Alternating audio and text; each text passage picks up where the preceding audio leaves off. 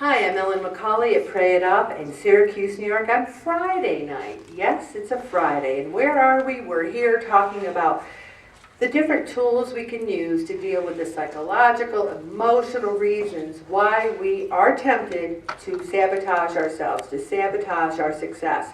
We just talked about Revelations chapter 6. And what's interesting is how we talked about there's always going to be wars and disasters and difficult times. And what it leads us to is to be negative. Why bother? Life is so tough. Why bother? This is so difficult.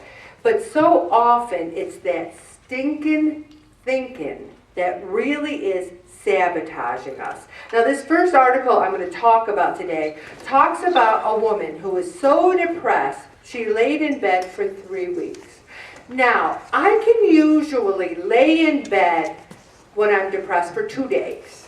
2 days is tops, because after 2 days I'm like, I really don't want to do this anymore. And I haven't done it in years and years. But 2 days I'm like, I'm done with this, I gotta do something else.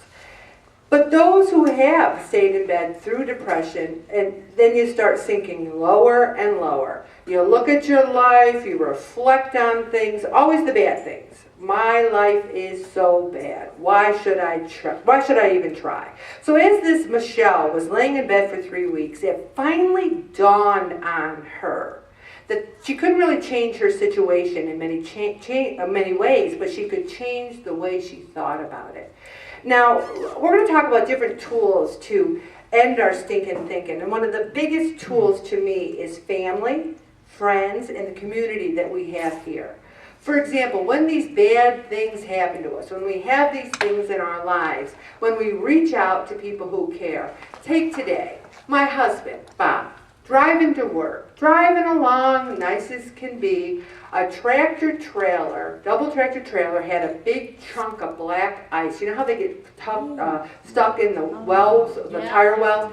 Came out, and there was no way Bob could miss it. He hit it, and it was so hard and so big, the car started spinning around, on 690, around and around and around, and he was like, oh my gosh, oh my gosh, oh my gosh. And so he goes over it, just misses the guardrail, goes over to the side of the road, and he is so shook up. Now he's got a brand new car, he gets out, and there's a big mess on it. He's so upset, so upset. Now we always have a morning text, like I'm at work safe, or he texts me the weather's good.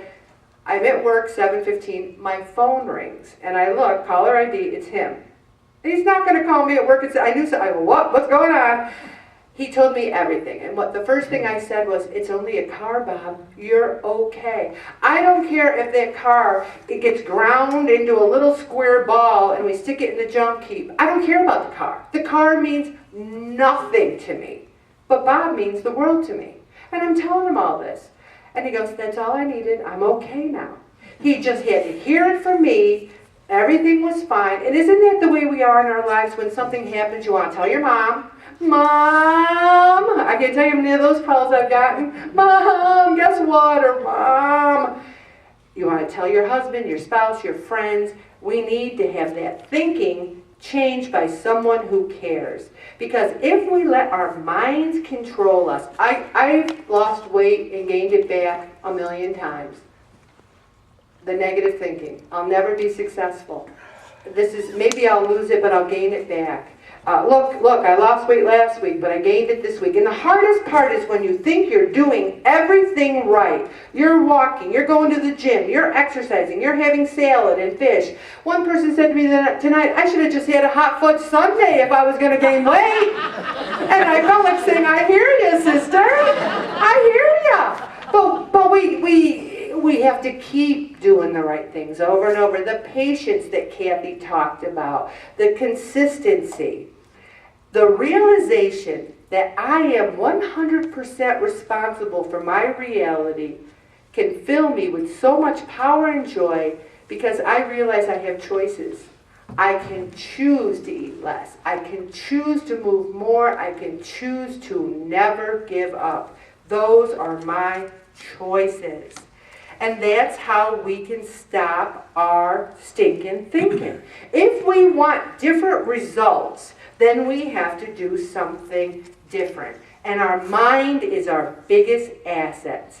When you have the realization that you are the one in charge of your destiny, it's like winning the lottery. Wait a minute, I'm in charge here? I can choose to say no thank you to the 6-pack of Michelob Ultra. I can say no thank you to the dessert. How many times have you said to yourself, well, I have to eat it? They offered it to me. No, you don't. You are in charge. Like tomorrow, we're having a big Thanksgiving dinner at my mom's. Shannon's home. She wasn't here for Thanksgiving. I gave up meat for Lent. Do I say, well, I gave up meat for Lent, but we're having Thanksgiving dinner? I'm not going to have it. I gave it up. You have a choice. And no one's going to say a word tomorrow because they know me by now. They know, Ellen said you gave up for meat. I'm not bringing it up. She's not going to have meat. There's no need for pain, struggle, and heartache in this life. You can live a life of freedom, passion, abundance, and fulfillment if this is what you choose. I guarantee it. There's one person at work I don't really care for. She's not my kind of person. Last night, I'm preparing for the meeting. I said, I'm going to go in there tomorrow and I'm going to pretend that's my best friend, that I love her, that she's the best person I ever met in my entire life. I'm like, hey, how you doing? She's like, well, I'm doing good. I was all over her today, but at the end of the day, we're like, bye, have a great day. Because I decided that she was going to be my BFF. It's all in our heads. And this next article, I'm going to stop right there, Bobby.